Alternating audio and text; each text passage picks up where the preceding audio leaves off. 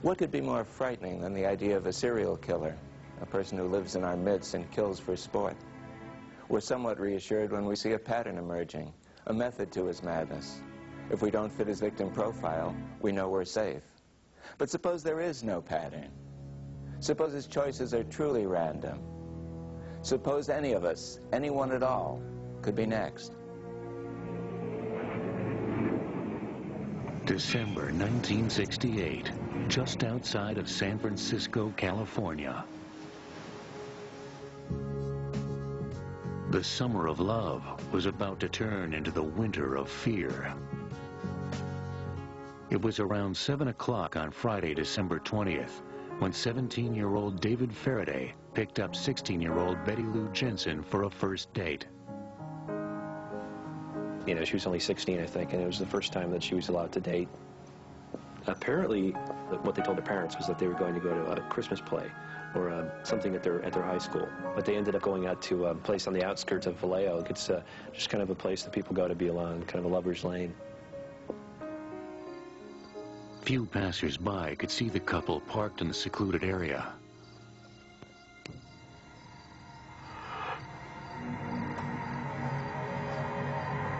It was 22 degrees or so and very cold, and there's no lights anywhere out there. Even today, it's just pitch black. David and Betty Lou were sitting in the car talking when a man approached, wielding a gun. He literally herded them from the car by walking around firing bullets into it to get David Faraday to come out the specific side that he wanted.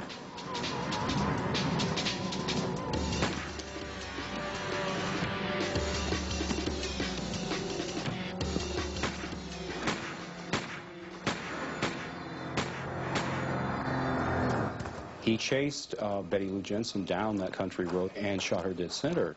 The boy was shot once in the head, and Betty Lou Jensen was shot 5 times in the back. They weren't robbed, there was no sexual molestation, and it didn't appear to be a rage killing, so it appeared to be just killing for the joy of killing. Betty Lou died at the scene. David Faraday died on his way to the hospital. Police scoured the crime scene for clues. From shell casings, they knew the killer had fired at least 10 rounds, but nothing more substantial came from the investigation.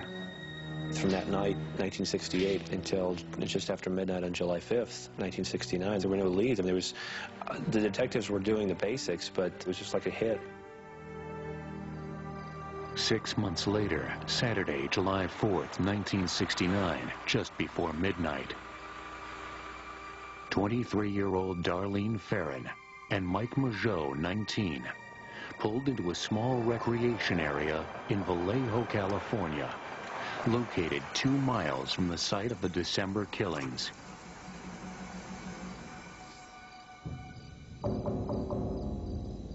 They were just talking, and a stranger pulled up.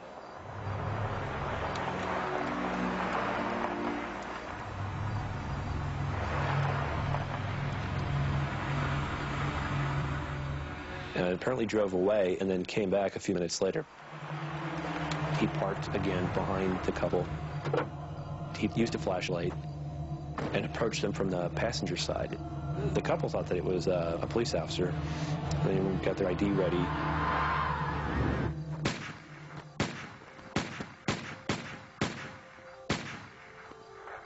And then they were shot multiple times.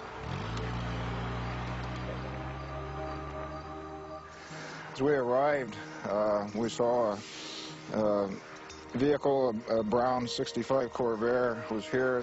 We saw a body laying on the ground. This door was open. The body was about right here. Michael Mageau, the white male victim, had obviously been shot. He'd been shot up in the head area, looked through his neck, his mouth was shot. His knee had been shot, and he had bullet wounds in his back. Darlene had been shot 9 times in the arm and the chest. She was still alive. She was breathing. Her eyes flickered a little bit. And I asked her if she could tell me what happened, and she appeared to look at me and try to say something, but it only came out as a moaning sound. At 12:38 a.m., Farron and Majot were taken by ambulance to the nearest hospital. 2 minutes later, at 12:40, police received a call from an unidentified man. He described where the kids were to be found, and he described the weapon, and then he said that he was responsible for the other shootings. And then he said goodbye in a very taunting way. Darlene Farron died before reaching the hospital. Majot, however, survived and described the suspect to police. In the ensuing investigation, police learned that a mysterious man had recently been seen lurking around Darlene's apartment. Darlene seemed to be the focus of the attack. I mean, Mike was shot, but she was shot 3 times more. Nearly a month passed with little progress for investigators. Then, 3 weeks after the second attack, 3 newspapers in the San Francisco Bay Area each received a letter. This is the murderer of the 2 teenagers last Christmas at Lake Herman and the girl on the 4th of July. I was brought into the Zodiac case mainly because I was a witness, in a sense. I was sitting in the letters to the editor's office. We began to get these bizarre letters. The letters contained information about each crime, including the brand name of the ammunition and the number of shots fired. Information only the killer could know. They all ended with a symbol, a circle with an overlying cross. But the letters also contained something else. Each letter contained 1/3 of a cryptogram that apparently, according to the person writing the letters, that if the cryptogram or the cipher could be decoded, it would have his identity in there. His threat was that you had to publish these or he was going to go around and shoot people. And the papers did. The message, coded with Navy semaphores, Greek signs, Morse code, and letters of the alphabet, stumped police. The military couldn't decode it, nobody could decode it, and the CIA, nobody. Finally, after a lot of work, it was decoded by a school teacher. But the shooter's identity was still a mystery. I like killing people because it's so much fun. It's more fun than killing wild game in the forest, because man is the most dangerous animal of all to kill. His note did not give his name as he had promised. I will not give you my name, because you'll try to slow down or stop my collecting of slaves for afterlife. At this point, police suspected they were dealing with a serial killer who would keep on killing. They thought it could be somebody that maybe got these details out of the newspapers. So they asked for more details, and within a week, the person wrote again, and this time he gave himself a nickname. He called himself Zodiac. And he started listing more information about the 2 shootings in Vallejo. At that point, it became pretty obvious that this was the guy that had done the shootings. Again, the letter was signed with a crossed circle. The first letters were mailed on July 31st, and then within a week there was another letter. And then there was no activity. There was no attacks, no letters were written. Until 2 months later, when the Zodiac surfaced again and changed his method of attack. It was a late September Saturday afternoon in 1969. 22-year-old Cecilia Ann Shepard and 20-year-old Brian Hartnell were having a picnic at Lake Berryessa in Napa County, just 40 miles north of Vallejo. Waiting for the sun to go down, they saw a person within a couple hundred yards wearing dark clothing. He would disappear and then come back into their sight. He had put on this disguise. It was kind of like an executioner's costume. And it was bizarre. That's something that not a lot of people do. I mean, you know, even serial killers, you don't see them dressing up like that. He was very well prepared. He had a scabbard, probably a bayonet that was in it, that he had hand decorated with brads, and his gun in a holster on the other side. His hood was an old executioner's hood, like they wore in the Middle Ages. It was square, which is very unusual, came down over his shoulders, and had the Zodiac symbol across it, which was a crossed white circle on a black background. He approached them before it was dark.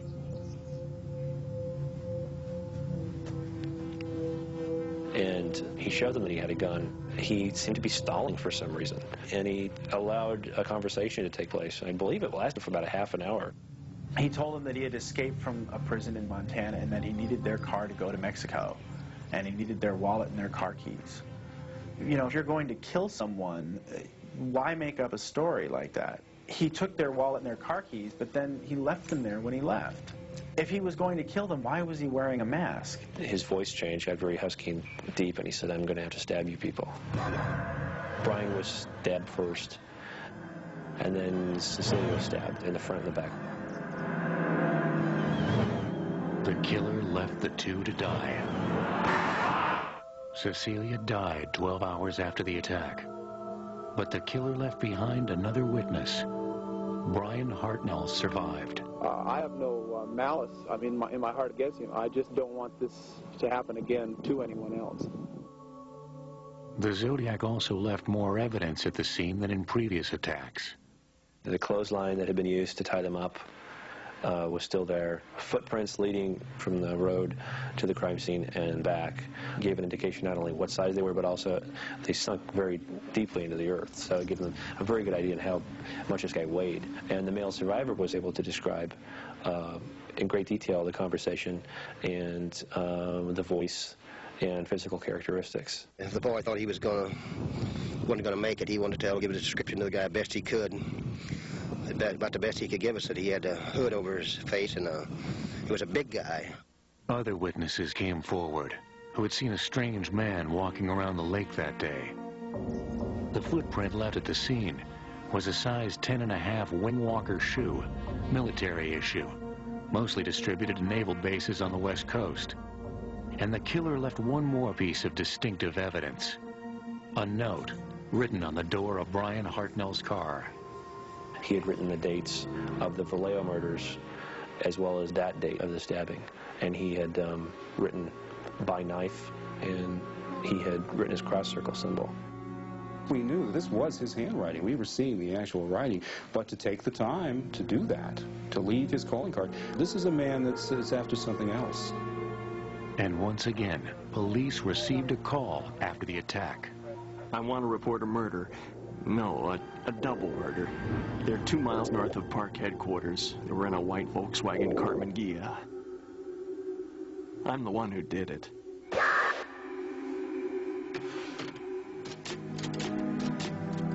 I'm the one who did it. But why? And why take credit for it?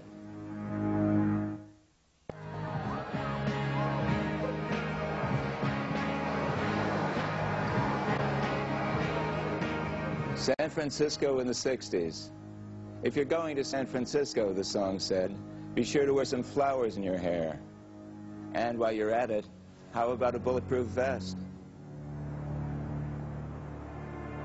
Between December of 1968 and October of 1969, the Zodiac Killer had attacked 3 young couples, killing 4 of his 6 victims.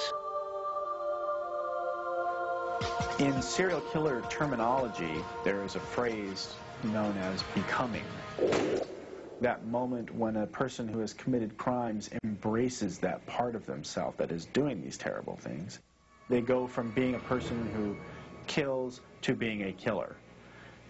In my opinion, the murder at Lake Berryessa is that. It was his becoming. But who was he? And why was he terrorizing the people of the San Francisco Bay Area? For investigators, the stakes were getting higher. The intervals between attacks had shortened considerably. It went from 7 months to about 2 months. But at least they had a grasp on the Zodiac's M.O. It appeared that this guy was just somebody that looked for couples that were by themselves, and he was killing for just the joy of it. Until the M.O. suddenly changed. It was a Saturday night, October 11th, 1969. Paul Stein was a 29-year-old cab driver, drove a yellow cab in San Francisco.